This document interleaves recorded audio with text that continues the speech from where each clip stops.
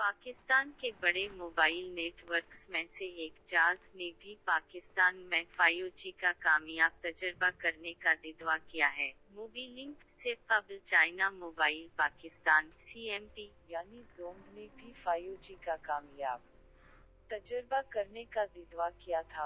Jong ने अगस्त 2019 में 5G का कामयाब तजर्बा करने का दावा किया था और बाद अज़ां कंपनी ने 5G के इश्तहारात भी जारी किए थे। ये भी पढ़ी।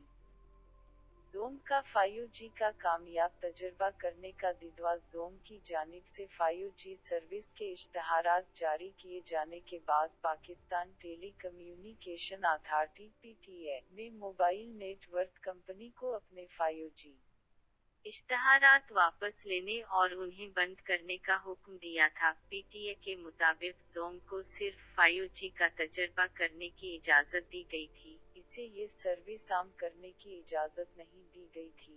जोंग के कामयाब तजर्बे के 6 माह बाद अब मोबीलिंक ने भी 5G के कामयाब तजर्बे करने का दावा किया है। मोबीलिंक ने अपने ट्विटर पर सार्फिन को बताया कि कंपनी ने 4 जनवरी 2020 को 5G कामयाब तजर्बा किया। कंपनी के मुताबिक मोबीलिंक ने चीनी कंपनी हवावे के माहिरीन के साथ मिलकर 5G नेटवर्क का कामयाब तजर्बा किया। मजीद पढ़ें।